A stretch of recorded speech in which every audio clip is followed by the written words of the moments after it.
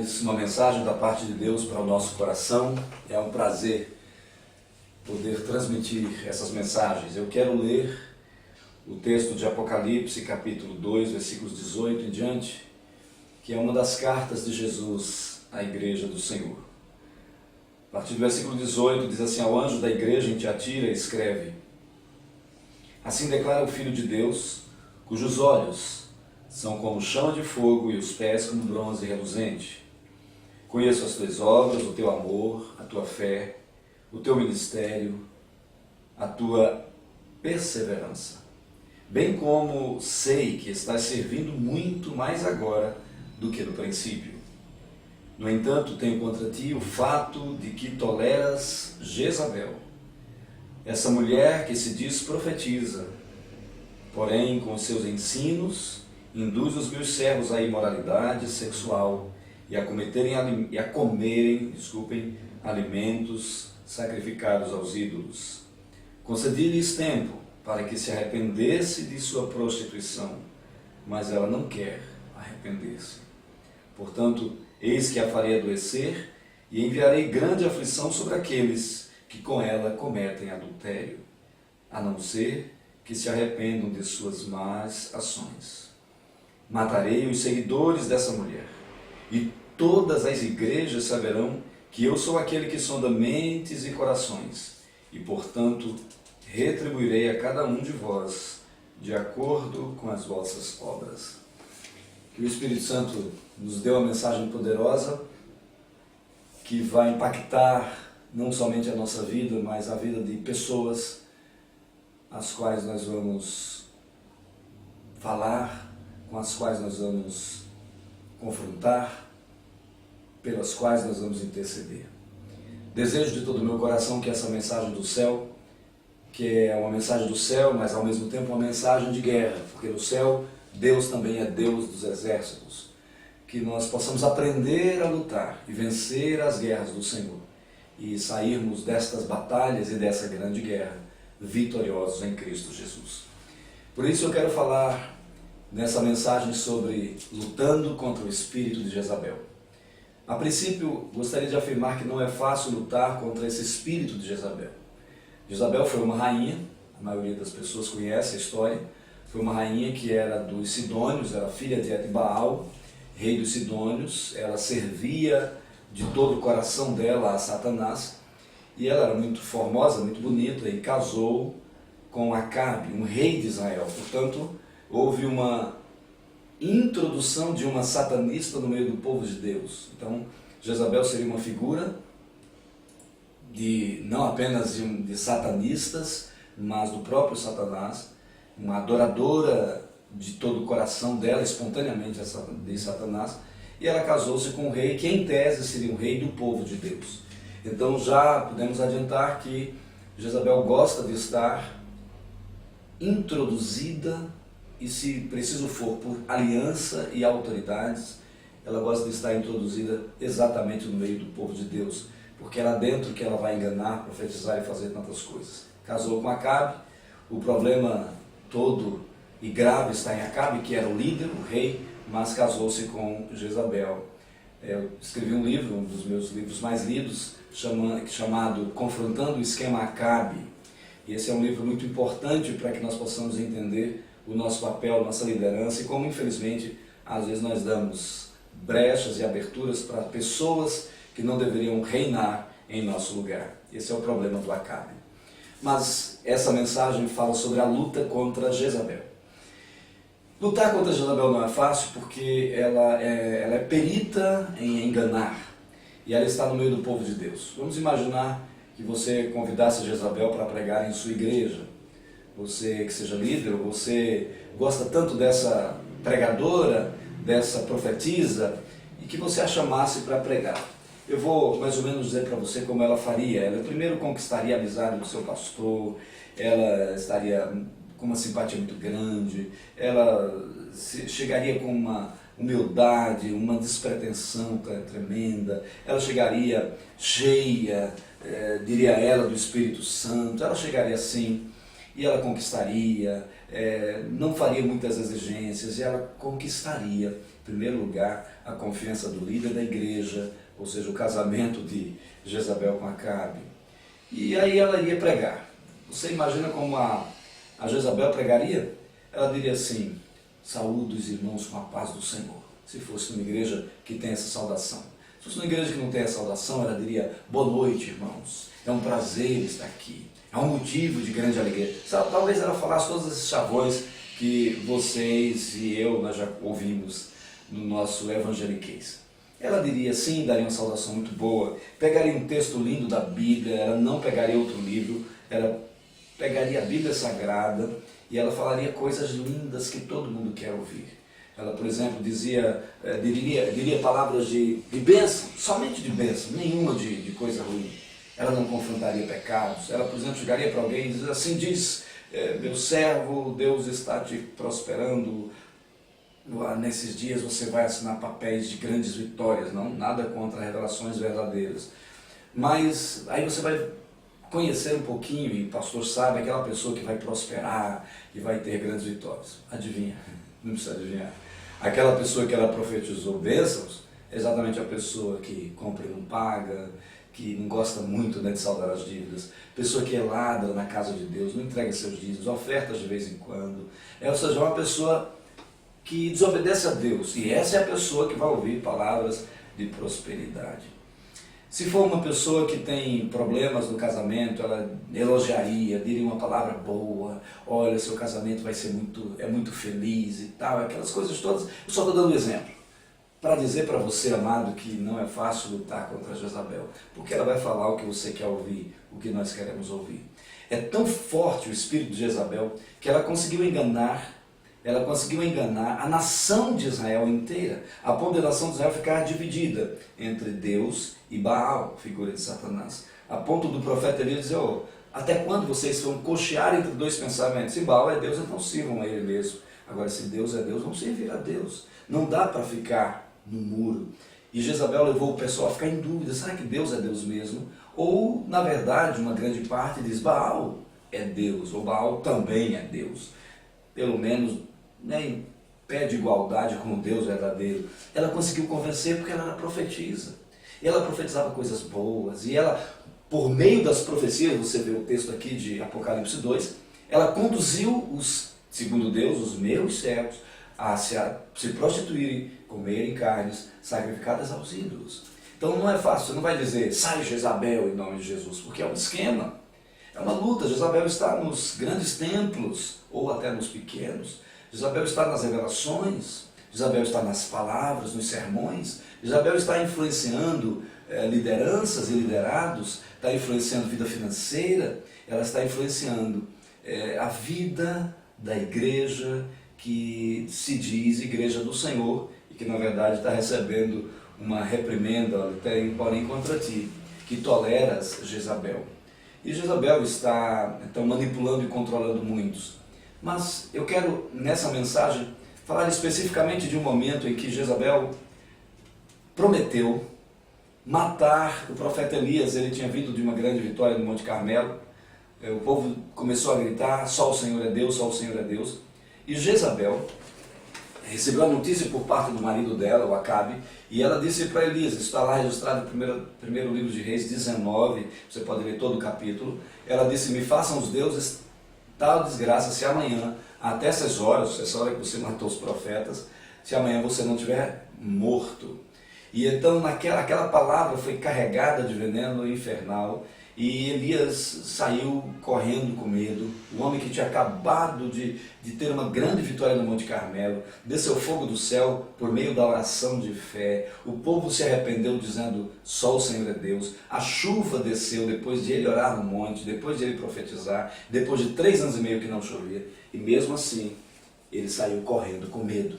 Então eu gostaria que você não minimizasse essa mensagem, não subestimasse os ardis de Satanás, porque Jezabel representa isso.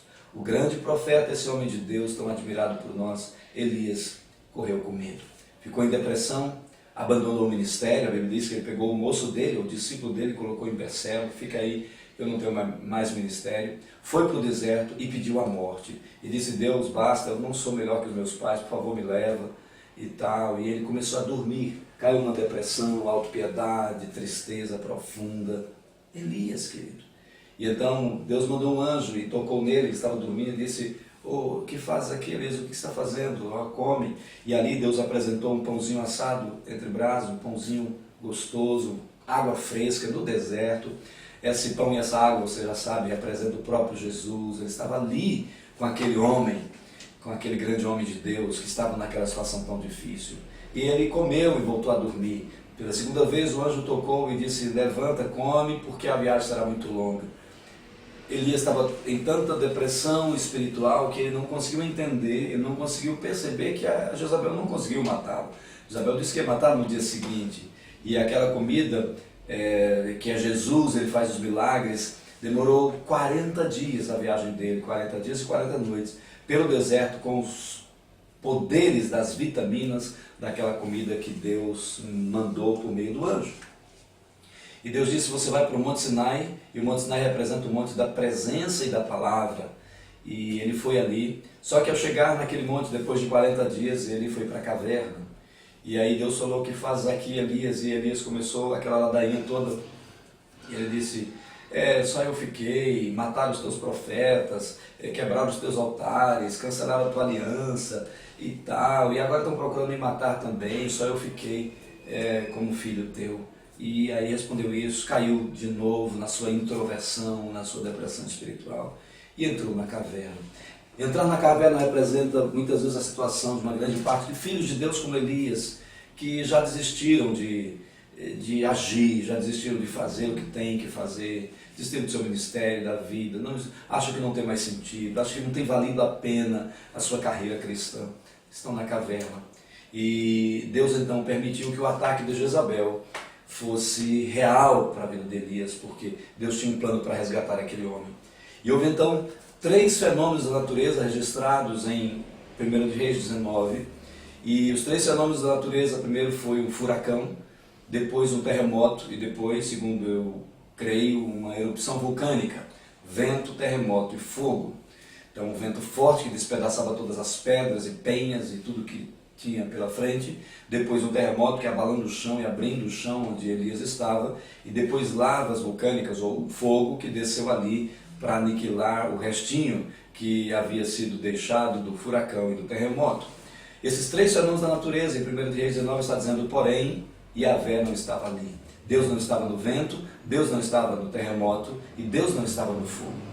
Pelo Espírito Santo o Senhor me disse o que significa cada um desses 3 fenômenos da natureza, cada um desses 3 ataques de Jezabel contra Elias, o pai, a paternidade de Deus, a família de Deus contra você, meu querido.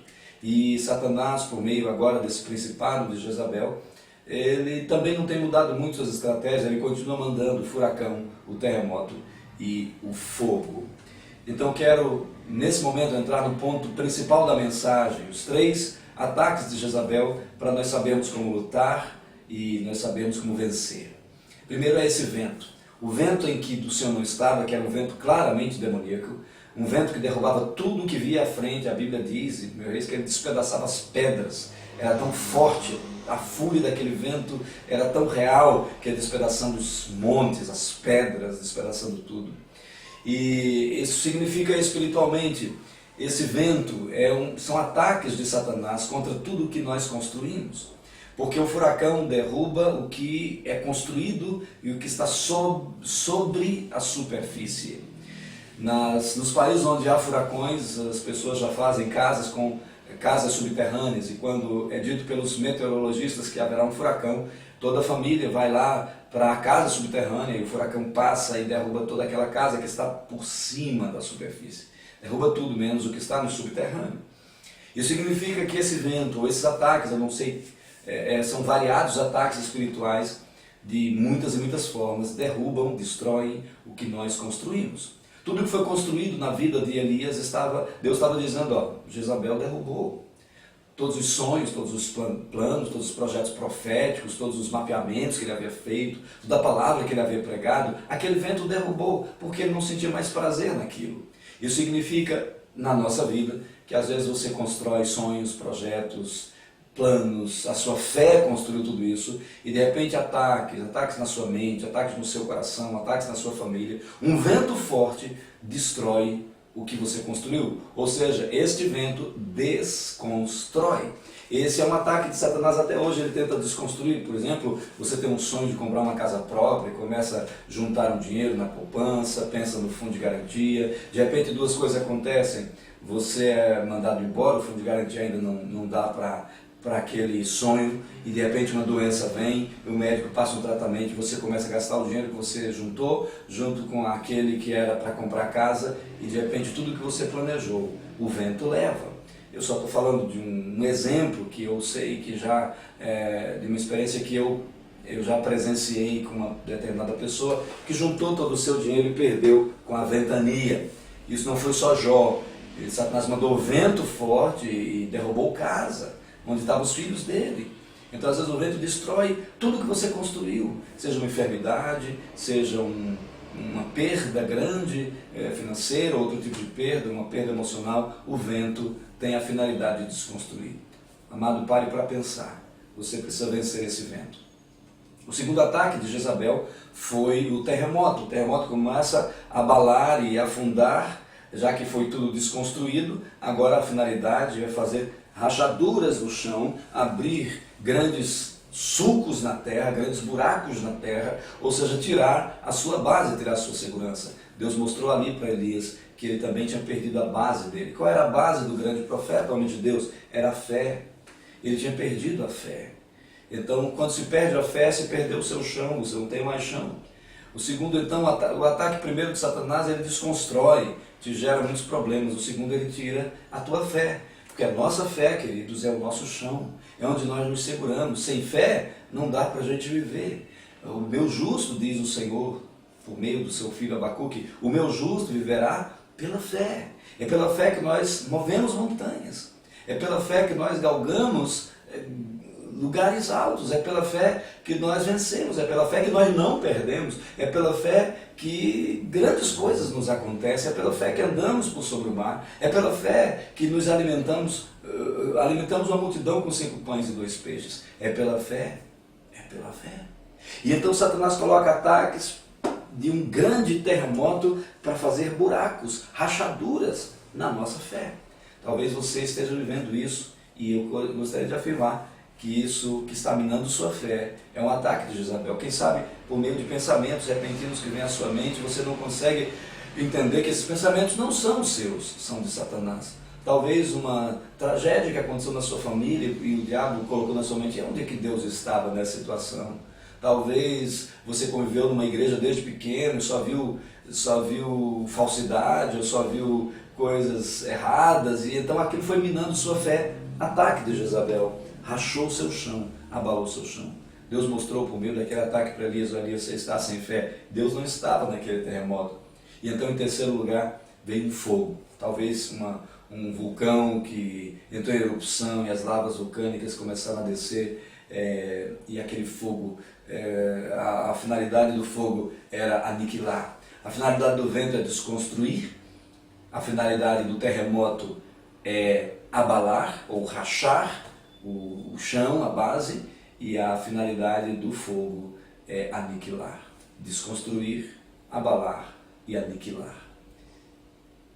Desconstruir o que está na superfície, abalar o seu próprio chão, a sua segurança, e agora ele manda um fogo. E o fogo, a finalidade é aniquilar, tornar cinza, é você não existir mais, porque a finalidade de Satanás é roubar, matar e destruir. Gostaria que você pensasse nisso, e o texto de 1 Reis 19 diz, o Senhor não estava naquele fogo. O fogo, então, primeiro Satanás coloca problemas, os ventos que desconstroem. Depois ele mina a fé, abalando, colocando esse terremoto com situações adversas. E depois ele manda um fogo. O fogo de Satanás é o fogo diferente do fogo de Deus. O fogo de Deus purifica, o fogo de Satanás aniquila. O fogo de Deus limpa, o fogo de Satanás torna cinzas sujas. Ele tem o propósito de aniquilar. Gostaria que você pensasse nisso. Qual é o fogo que está vindo em sua direção? O fogo que estava na direção de Elias era o fogo da autopiedade, era o fogo da tristeza, era o fogo da revolta, era o fogo, e aquilo estava aniquilando aquele homem. Ele achava que era o único crente da face da terra e tal, e tantas coisas passaram pela mente e pelo coração daquele homem de Deus. Ah, só eu fiquei. Talvez o fogo que está matando muitas pessoas é uma paixão mundana. Antigamente você tinha fé, hoje está numa paixão mundana. Começou a assistir uma novela, depois passou para um Big Brother, depois passou para um Zorra Total, sei lá, depois passou para pornografia. Há um fogo, há uma paixão dentro de você que está matando sua vida, sua santidade. O propósito desse fogo é te destruir. De repente, uma paixão por alguém que não é seu marido, que não é sua esposa. Esse fogo vai acabar, não só com o teu casamento, mas com a tua vida espiritual. Porque o propósito de Satanás é mandar esse fogo. O Senhor não estava ali. Mas graças ao bom Deus e à misericórdia dele, para com um filho dele chamado Elias, que Elias não foi morto por nenhum desses ataques de Jezabel. E Deus estava com um plano ali, porque Deus estava ali querendo salvar, e Ele quer salvar você. E de repente o texto sagrado diz que um vento tranquilo e suave chegou ali. E Elias então levantou e é de Deus. Ele começou a sentir uma paz que havia mais de 40 dias que ele não sentia. A depressão começou a esvair e entrou uma paz no coração. O orgulho começou a dar lugar a uma humildade. Acho que eu vou ouvir a Deus de novo. Eu acho que o que me aconteceu não foi Deus. Olha, isso que está acontecendo, Deus pode mudar a minha sorte. Deus é bom. Uma paz começou a invadir o coração daquele homem.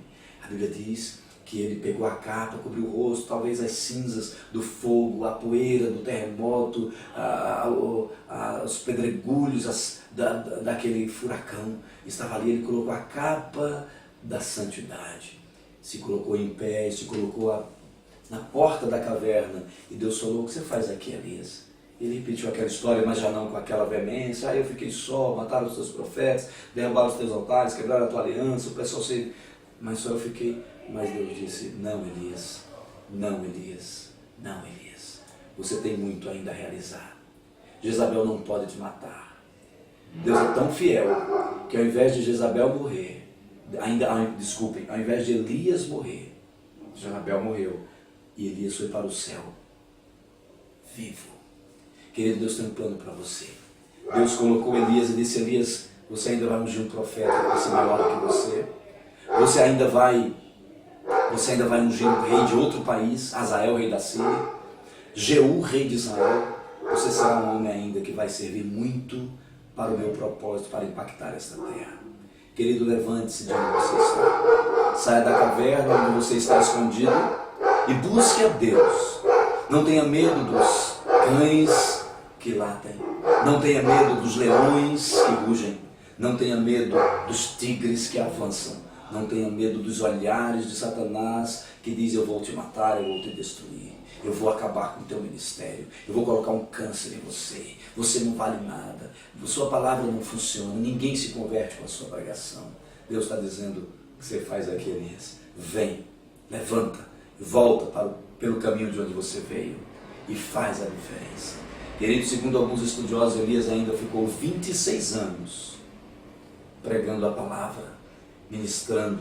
Ungiu Eliseu, profeta, no lugar dele, que foi na verdade um filho espiritual. Ungiu Azael, rei da Síria. Ungiu Jeú, rei de Israel, por meio do seu filho Eliseu. Queridos, Deus tem muito para você. No nome de Jesus, não permita que o esquema Jezabel destrua a sua vida. Seja feliz com Jesus. Levante-se. Não permita que Satanás te vença. Seja um guerreiro, lutador. Você, marido, que não está tomando as rédeas do seu lar, você é o motorista do seu lar. Dirija o seu lar, dirija e conduza o seu lar para lugares maravilhosos. Você, mulher, cujo marido ainda não é crente, você é a motorista do seu lar. Dirija espiritualmente o seu lar com poder. Levante-se da sua autopiedade e depressão. Você, jovem, cujos pais ainda não são crentes, você é o motorista do seu lar. Dirija o seu lar, ore por sua casa, conquiste os seus com o poder da palavra. Não seja um religioso, seja um filho e uma filha de Deus. Que Deus te abençoe. Aleluia. Amém.